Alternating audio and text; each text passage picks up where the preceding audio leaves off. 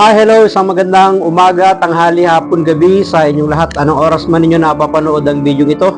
Tayo po muli itutunghay ng ating pong pagbasa para sa araw po naman ng Biyernes, June 14, 2024. Hahanguin natin ang mabuting balita sa Ebanghelyo ni San Mateo, Kabanata 5, mga talatang 27 hanggang 32.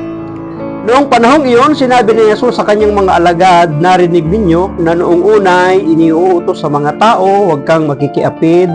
Ngunit ngayon sinasabi ko sa inyo, ang sinumang tumingin ng may mahalay na pagnanasa sa isang babae, sa isip niya ay nakiapid na siya sa babaeng iyon. Kung ang mata mo ang siyang nagiging sanhi ng iyong pagkakasala, dukutin mo at itapon, sapagkat mabuti pang mawalan ka ng isang bahagi ng katawan, kaysa buo ang iyong katawang itapon sa impyerno. Kung ang iyong kamay ang siyang nagiging sanhi ng iyong pagkakasala, putulin mo at itapon. Mabuti pang mawalan ka ng isang bahagi ng katawan, kaysa buo ang iyong katawang itapon sa impyerno. Pagpalain po ng Diyos ang pagkabasa ng kanya pong mabuting balita. Ang refleksyon or pagsasadiwa ay hahanguin po natin sa Aklat ng Simbahay taong 2024.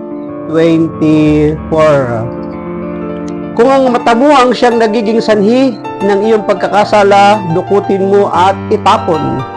Pag ito ay first time na napakinggan ng isang tao, iisipin niya na ito ay literal. At kung ito ay kanyang gagawin, siya ay mawawalan ng paningin, siya ay mabubulag. Ganon din yung kamay.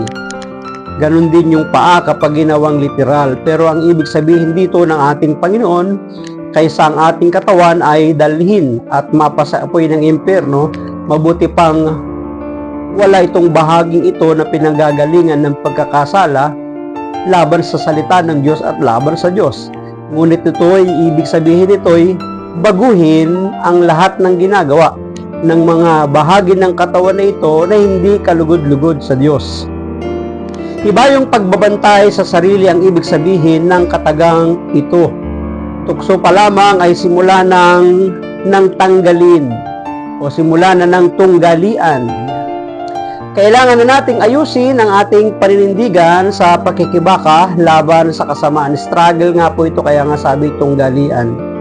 Kailangan ang matibay na pagpapasya, hindi na natin hahayaang gamitin ng tukso ang ating kahinaan at putol-putulin ang ating pagkatao.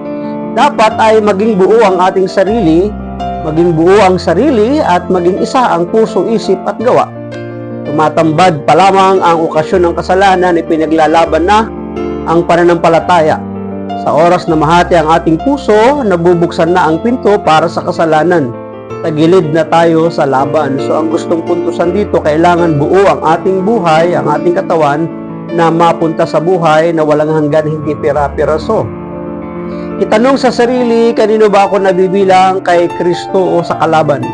Nabibilang tayo sa lumikha at nagliligtas sa atin sa isip, sa salita at sa gawa. Kaya nga kapag ang isang tao ay minsan nananahimik, dalawa daw ang bumubulong dyan, ang masama at ang mabuti. Kaya nga meron daw demonyo at mayroong anghel na minsan kapag tayo nagdidesisyon kung gagawin ang tama o magpapatuloy sa pagkakamali. Paano tayo mabubuo?